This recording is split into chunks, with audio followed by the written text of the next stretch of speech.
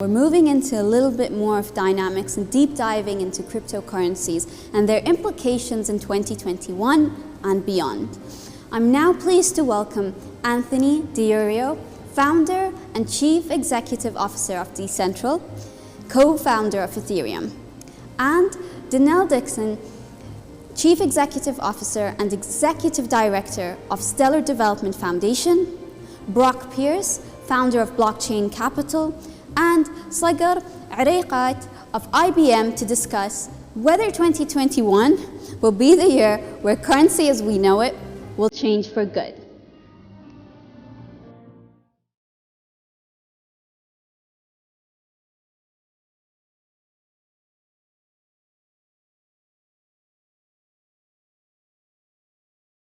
Thank you for the World Government Summit for having us today. It's an absolute honor and a pleasure to be speaking to you today and joined by titans of the industry. Our session today is titled, Will Cryptocurrencies Be the Future of Currency Post a COVID World? About a decade ago, a white paper was issued titled Introducing a novel concept of peer-to-peer electronic cash systems, and really being the source of all of this, called Bitcoin.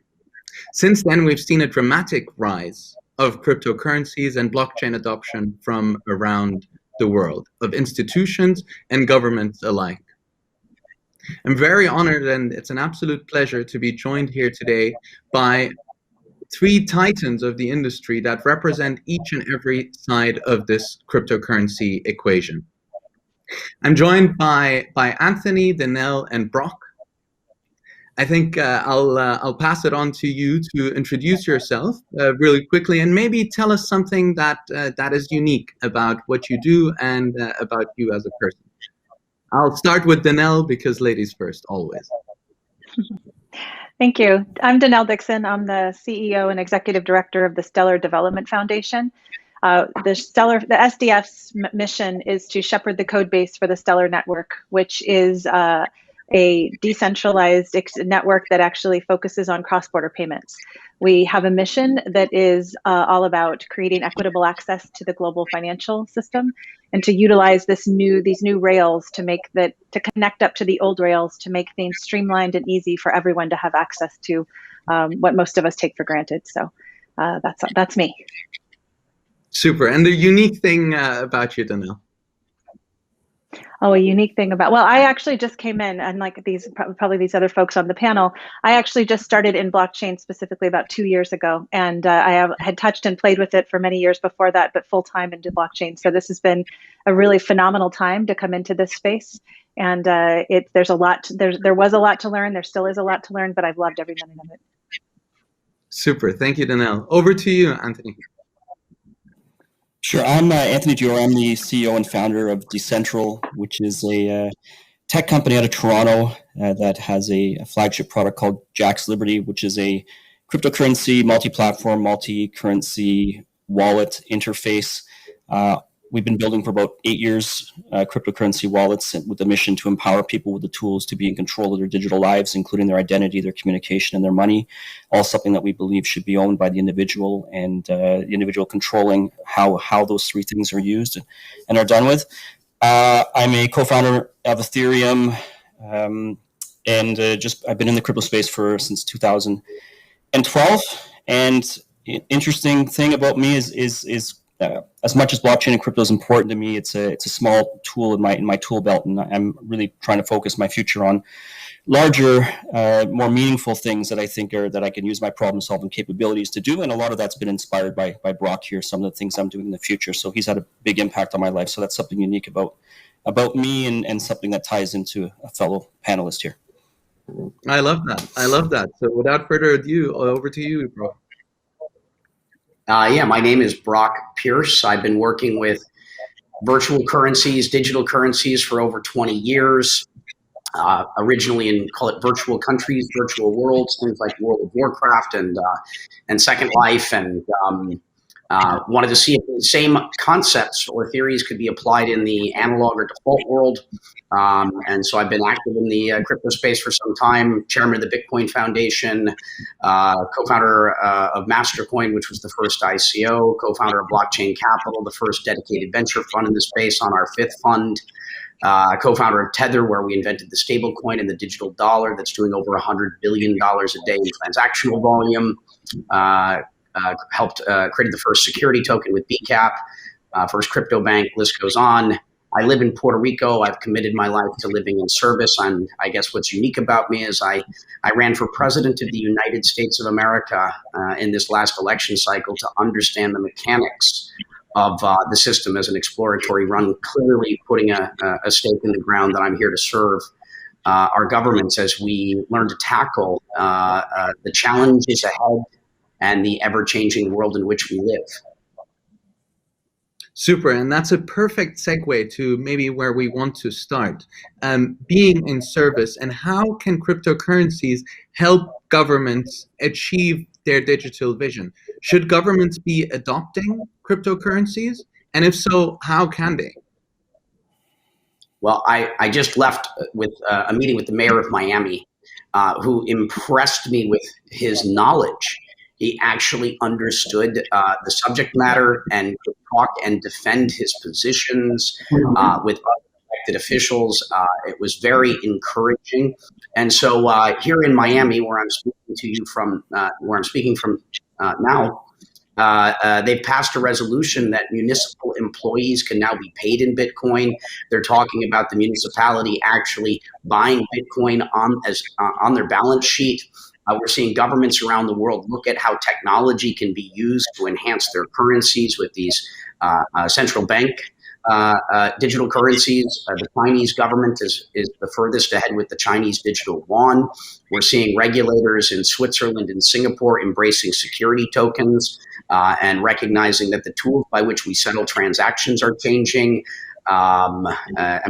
It's absolutely happening. We're living through the fourth industrial revolution. And what's imperative is that we make sensible decisions, that if we're going to pass regulations, that they're sensible, because the world is changing and you don't want to be left behind because of a decision made in haste that ultimately undermines your nation's future and that of your people. Nearly half of the world's billionaires now have made their money in crypto. It's important as we live through what could be the greatest wealth transfer in the history of the world, that your people participate in it. That's very interesting. Denelle, what's your take on that? Well, I think everything that Brock said is right. I think your question was, should they? Absolutely, they should get involved. Governments need to get involved in this because it's connecting this paper money with digital money and creating like tremendous access to financial tools that many people in the world don't have available to them. So it's undoubtedly that there's any question that they should. Central bank digital currencies, I think, are something that we're going to see more and more talk about. We're probably going to see China, as Brock said, come out with it first, but we also have other countries that have focused on that and are seeking to develop it. I think that one of the things we need to encourage is that the central banks that issue these type of currencies don't ignore the private sector and all the work that the private sector has done to innovate here already. Brock mentioned Tether. That's there's already stable coins out there that are strong USD stable coins that you can leverage, that central banks can leverage, for example, in the US to be able to issue these currencies through. So I think that when you have that public to private combination, we can actually get these things out into the world and make that combination between these old rails to the new rails and make it seamless for the end users, constituents. So the answer is they absolutely should. And I think it's the when and the how that we need to focus on. And I think the one thing I'll also say is, and I think probably most of us would agree with this here, is that having interoperability is one of the most important things, because then it makes it so that there is an opportunity to really make this world flow in terms of the payments infrastructure and the financing infrastructure and all those things that would be available if there's interoperability. So interoperability is definitely one of these key factors that will need to be figured out. Having said that, what other challenges are you seeing for adoption, Denelle, and then Anthony, maybe? I think that the challenge to adoption is that there's a lot of fear around digital and cryptocurrencies themselves, which are different from stable coins, they frighten regulators and policymakers, and understandably, because it's a new technology that and there's been most of the hype out there is about when things go wrong, not about when things have gone right. And so I think that one of the barriers is education. And we need to focus on the use cases and not so much the technology stack, but how useful this can be and how useful it already is, because it's happening today. We're already seeing this happen and be used today. So I think if we get past that, then we can move into the next phase, which is adoption. Super. Anthony, what other hurdles do you see that we'll have to take until we see wide-scale adoption from governments? So, I mean, without a doubt, governments need to be looking into this. They should have been looking into it for many years. Those that are going to embrace, educate, ensure that they're not putting things in place that are going to hinder the growth of their country, are going to lead them to be countries that are going to be able to eventually build things that are going to be exportable. And I think that's what every country wants. They want to be able to do things that they're going to be very good at. In order to do that, they have to make sure that they're seeking out the people that are going to be able to educate them in the proper fashion, and then take that and be able to bring along all other industries and get them understanding that these technologies will assist them all. They're not necessarily going to be here. They're going to wipe them all out. We got to create situations that bring people together and bring along all types of stakeholders in the mix. So I think being able to actually sort through the noise and get the proper people involved and get the leaders that can come forward and describe these technologies in a way that are going to showcase to them the benefits that they're going to be able to have as a country, and then they're going to be able to eventually take that technology and be able to export it to others, I think is paramount for each country to do, or else they're going to get left behind. Barriers that exist,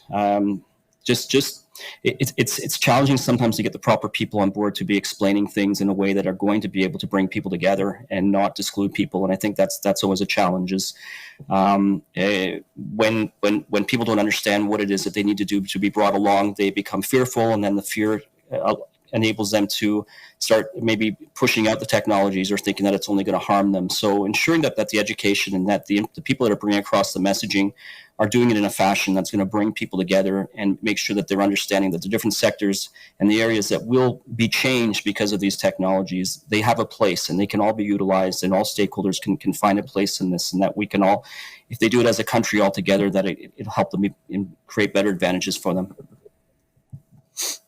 I like that. So between Anthony and Denelle, we seem to have agreement that education is probably one of the key elements that will help us with wide-scale adoption. Brock, I see a double. I see both thumbs up for you.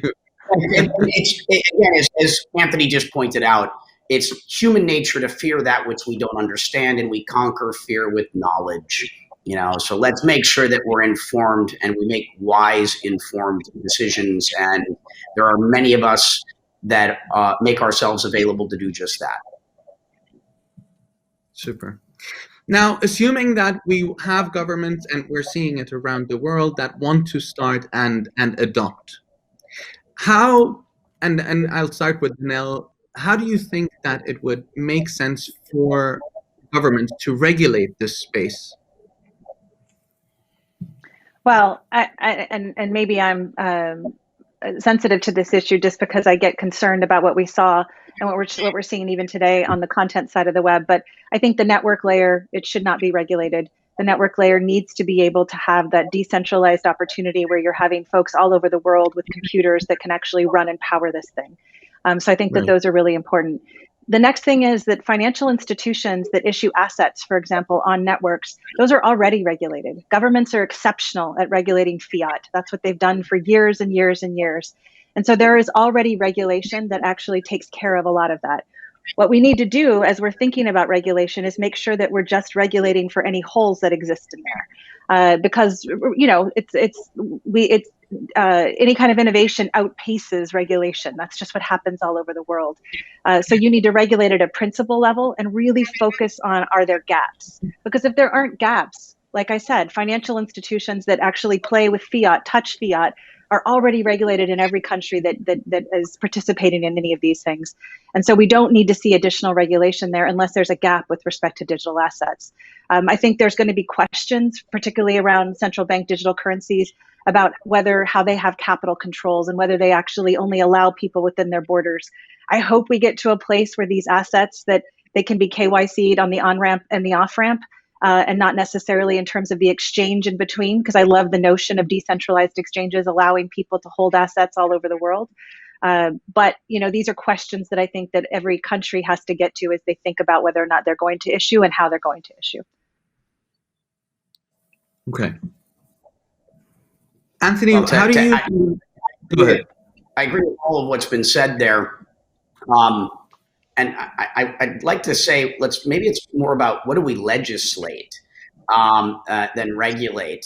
So Wyoming, for example, has passed 19 laws that, with no tax incentives, no economic incentives, just passed some pretty basic laws that has signaled to the market that they are pro-innovation, because a lot of the world's innovators don't feel welcomed.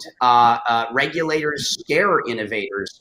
And I think it's important that we nurture innovation. So Wyoming passed 19 laws, and as a result of that, thousands of new companies have incorporated on the forefront of innovation. Some of the fastest growing new financial services firms in the world have been migrating there, setting up shop.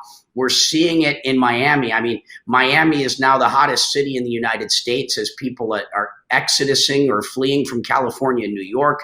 Miami might be the most important city of the world now. And it's because they're signaling to the market that we understand this. We're in favor of innovation. We're open for business. Please set up shop. And so I'm spending a lot of time with legislators on a state and federal level to help them understand the opportunity that exists here, because there's the regulatory side, but there's also what is it that we're trying to incentivize? What do we want to incent or bring to our cities, states, nations? And Brock, continuing on this conversation, because we'll have people watching this talk right now around the world who may not understand the opportunity. How would you frame that opportunity when talking to governments specifically? Well, I'll just use one example. The speedy banking legislation in Wyoming. They said normally if you want to set up a financial institution, the barrier to entry is extremely high, which is why there have been so few startups or innovators in financial services historically. And they said, do we really need to have all of the same regulations and compliance cost structures for a startup that we need for a very well-established mega institution? Maybe we should create a sandbox where they get 2 years with light regulation or a lower fee, and based upon deposits, those numbers get higher. And so there's a whole lot of things we can do there to encourage innovation. We know that technology is changing the world, and we would like to see our cities and our nations have some of the new companies that are creating. I mean, Coinbase is about to go public, valued at around $100 billion. If I'm a government official, I would like that to have been in my country. I'd like the jobs that it creates. I'd like the taxes that it creates. And so as regulators, we can pass legislation that increases the likelihood of that happening in our backyard. And I really would like to impress upon people the incredible opportunity that exists here if we sensibly regulate and encourage and foster innovation and bring it to our homes. Anthony, so how do you see talent playing in that equation of countries starting to adopt cryptocurrencies and blockchain even overall? Well, I think for a long time, I feeling being a developer is really a smart move for a lot of different people. Developers really turn into the creators. They are the creators. In my company, without the software developers doing what they do, it wouldn't happen. It wouldn't exist. So I think Ethereum's done a very good job of getting a developer mindshare in what they've done. You have other projects like Polkadot doing the same type of thing, getting a great developer mindshare into what it is that they're doing. So I think it is very important, and Brock talking about removing friction, I think, is the key.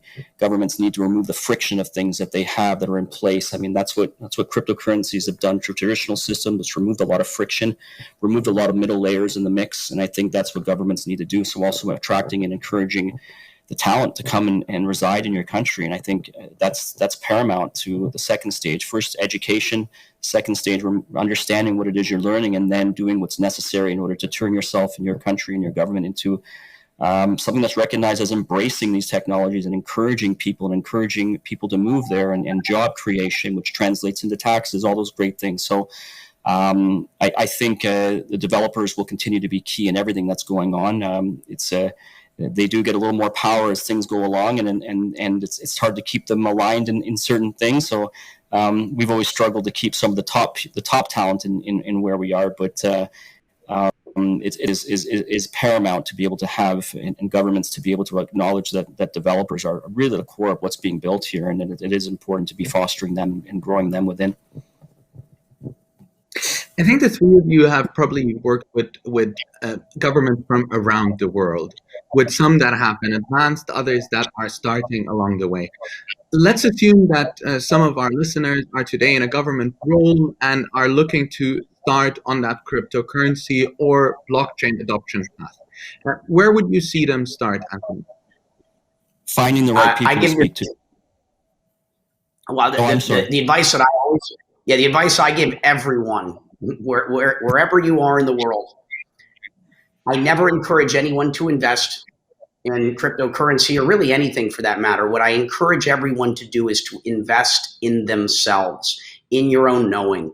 If you can, go buy $10 or $100 worth of Bitcoin, something inconsequential, something small, because just the process of buying it and sending a little bit to somebody else somewhere in the world, or buying something online, the process of learning is what will really empower you most. It's kind of like someone can talk to you about email, but sending your first message is really going to set you on your journey.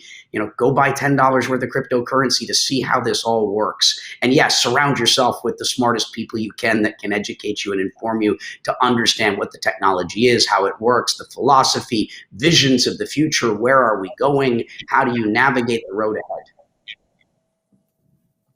I also think one of the things that's important is what the challenges they're facing within their country. What are the most significant challenges when you think about the financial sector side? Is it that their constituents don't have access to bank accounts? Is it that they don't have tools to be able to invest? Is it that they actually want to focus on the ability to do either payments domestically or internationally? Like, if they focus on the use cases and then think about how this technology can help to solve it, you're starting with the problem. You're not actually starting with the solution first. And so I love when you start with the problem and you think about how then can I dovetail these technology solutions out there into the problem that I'm trying to solve. Then the answer becomes pretty simple, because this technology actually solves a lot of these problems, but we need to actually address it from that standpoint. And it's also identify some of the smartest people in the crypto space, and aligning, not necessarily even for crypto or for blockchain, but if there's certain problems the governments are having, even before looking at that next level of what it is we should do to fill that gap, find out what the problems are. I bet you're going to have a lot of good problem solvers that won't even recommend crypto solutions or things necessarily. They're going to just be really good at solving problems. And that's where I have seen too many times with organizations wanting a press release or wanting to just blockchain this and blockchain that, and most of the time it doesn't make sense. So really understanding what their problems are as a country, you'll find, I think, gathering together of, I like to call it superheroes of problem solvers can come together, and you're going to find a lot of those in the crypto space. And it's not necessarily about cryptos, a lot of the solutions. It could be just working through things and helping them. So even thinking beyond crypto and blockchain for what it is they're looking for, you're going to find a lot of talented people in our space that can really help to create some amazing change that aren't necessarily even involved in crypto or blockchain. I like that. As we're approaching the end of this, I'd really like to leave the audience with your top 1 to 3 to-dos for after this call to action. Denelle, what would you say the 1 to 3 top things to do after someone is listening to this call and would like to start reading more or learning more? What would you say is the 1 to 3 things that people should go out and do in 2021? Again, I love to focus on the use cases piece because I think we've spent too many years focusing on just the technology, and that's the fearful component that I think that regulators and legislators have. So if we focus on what problems we're already solving out there, that's what people to think about. Like Stellar, we have this corridor between Nigeria and Europe, and then Latin America and Nigeria and Europe and the US. There are already lots of payments going between them in 3 to 5 seconds. So if we can actually have folks focus on the problems that are already being solved through this kind of technology, they can then understand that this technology isn't the future, it's actually right now. And so that's what I would love for people to do. I like that. Start thinking about the use case and putting the problem first and then solving it. Anthony, what's your take? What's your 1 to 3 things that people should be doing in the space in 2021? Just to me, just in general, it's figuring out what drives you. Incentives are really, to me, the word of the year is what drives you, what drives other people, and figuring out how we can do things that are going to drive people towards doing better things for other people. Brock talked about being of service. I think figuring out why we exist, what it is we're doing, and how we're going to do it is 3 key things that I spent the last couple of years really figuring out.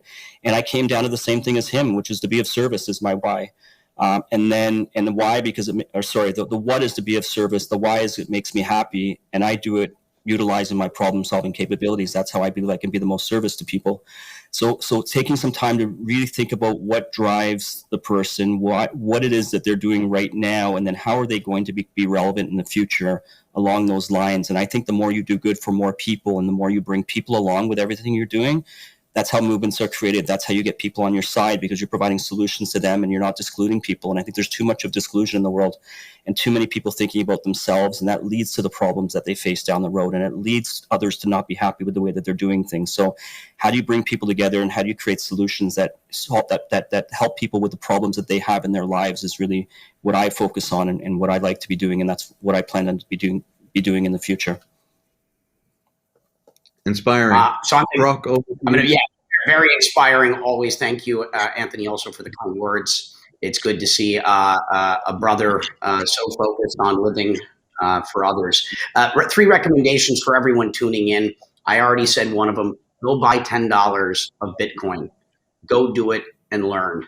This is an investment in yourself so that you can make good informed decisions. Second, read the Satoshi's white paper. Go read that white paper and find the most connected person, most knowledgeable person in this field that you can get in touch with and schedule a meeting with them.